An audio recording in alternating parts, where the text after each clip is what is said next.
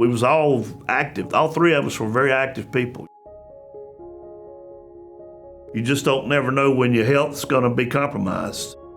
9.5 years of marriage, we had Melanie. Our world changed. I never thought I could love like that.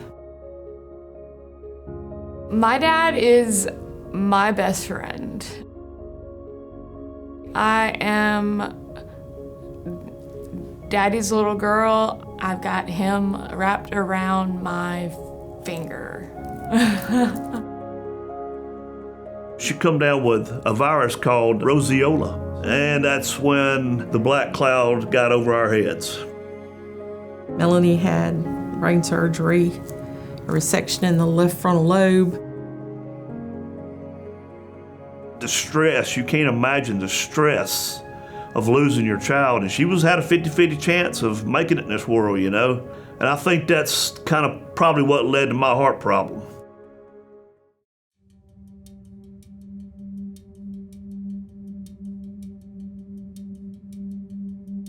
I would notice he would get short of breath for the least little thing. And he had not been diligent in health care.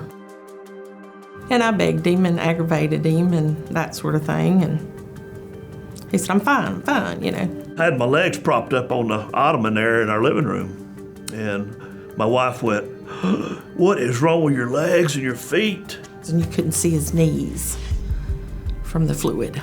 My wife stood me up. She says, I'm gonna give you an ultimatum. I'm not gonna let you do this to me and my daughter. So you're going to the doctor tomorrow and you're gonna find out what's wrong with you. He drove himself to the doctor. I didn't hear from Tim, and I called and he didn't answer his phone. And Melanie said, Mom, let's just ride over there. So we go in the door and she goes into a grand mal seizure. Luckily, there was a bench there, a padded bench, and she laid down, and nurses came from everywhere. And then I saw Terry, Dr. Israel's nurse, and she said, Mama, let them take care of Melanie. You need to come check on hubby. I knew it was bad. And when I walked into the examination room, Dr. Israel always has a great smile. He wasn't smiling. He was very hypertensive. Blood pressure was, I think, in the 180 range systolic. He had some swelling in his feet and ankles. He had fluid in his lungs, and he had a rapid heart rate. It was pretty clear he was in congestive heart failure. So it was pretty clear that I could do some outpatient testing, a chest x-ray, EKG, which we did that day. And those made me feel better about no heart attack. But yes, he has congestive heart failure. Thought he needed an echocardiogram, which we got done, I think, the next day. After the echocardiogram, it was pretty clear that he wasn't going to sustain his improvement unless we did more. I was scared. I was scared to death. I was. I tried every way in the world to get the swelling down and make this better, and it just wasn't gonna happen. I kept it from my wife, and I'll never keep nothing from her again. And when you say congestive heart failure, I just thought he was smothering, that his heart was just smothering in fluid.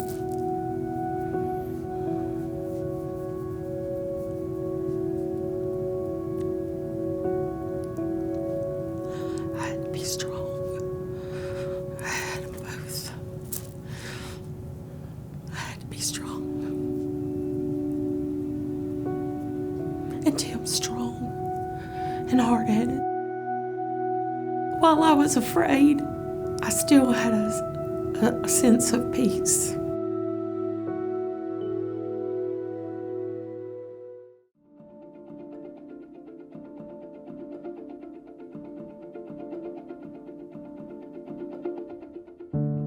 When we were consulted to come and see him, we actually found that not only did he have congestive heart failure, but he had something called acute systolic heart failure, which is about as bad as heart failure can get. At his level of congestive heart failure, he was basically as far as you can be and still be alive. It was absolutely a life or death situation. I think if he had stayed at home for a couple more days, it could have been a very different outcome. His echo revealed that his ejection fraction, his heart function, was like 10 to 15%, which is very low. Dr. Dendretti told me, he says, you have a bad aortic valve. We can replace it. But the bad news is your heart ain't strong enough to go in and do open heart surgery. We're gonna have to go in through your groin. We decided to evaluate him for what we call a transcatheter aortic valve replacement. It's a minimally invasive way to change this aortic valve. It's really our first line way to treat the aortic valve in, say, people that are over 65 years old. But in people that are younger than that, we still really look at surgical aortic valve replacement. We discussed this transcatheter aortic valve replacement, or TAVR, not just with Mr. Carpenter, but our entire heart team, which includes nurses, general cardiologists, Dr. Israel, his family, and talked about the options. But because of how sick he was and the feeling that he would not be able to make it through an open heart surgery, we evaluated for the minimally invasive approach, and that's the way we went. It's a deployment of an artificial valve without opening the chest, so it's done through a catheter and repairs the valve without surgery. TAVR procedure is done percutaneously, which is under the skin, as opposed to a traditional sternotomy that you'd have like open heart surgery to replace a valve. And they can come in and basically just spend the night, maybe a couple of nights, and then go home. A lot less invasive and easier and better for the patient. The TAVR procedure for Mr. Carpenter was a success for the day. We were in contact with the family to let them know that everything had went well, and when we were finished, he was delivered to the recovery room, and Dr. D'Andrade was out to speak to the family to let them know the results.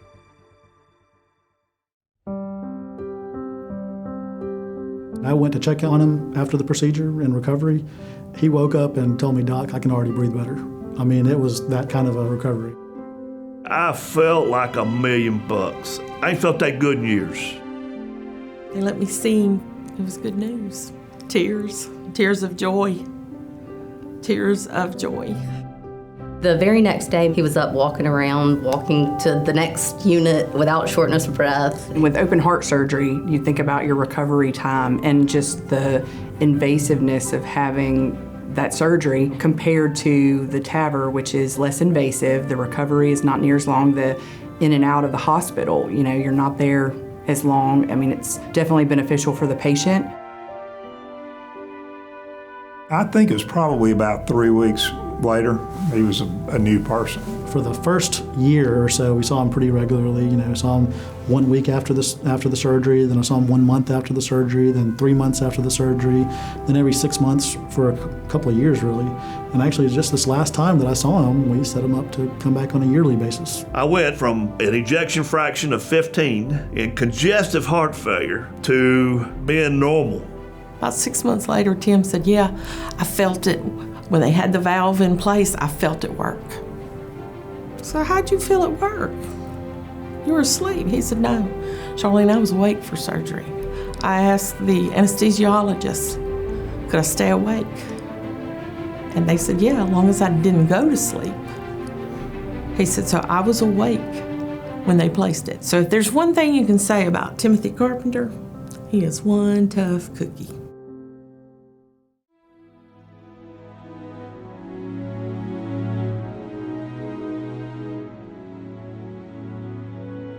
The team at USA is fantastic. It's gone from good to better to best. We say we're the flagship of the Gulf Coast, and I think that's definitely true. It takes a ton of people to put this together. We've done 250 TAVRs. They're great. They know what they're doing. We care about our patients at Providence, as any nurse does.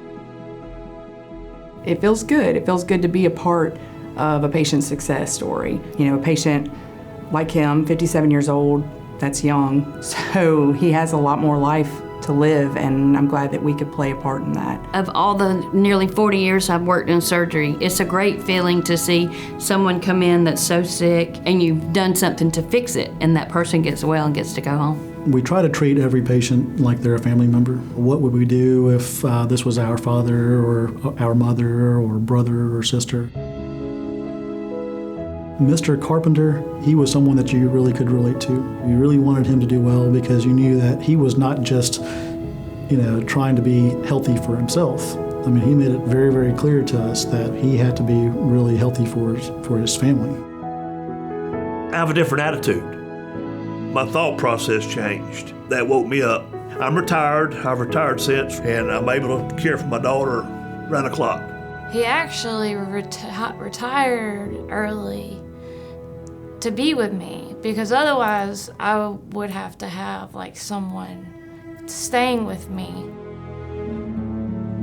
Thank you from the bottom of my heart. We owe you our lives. I'm lost for words, Thank you.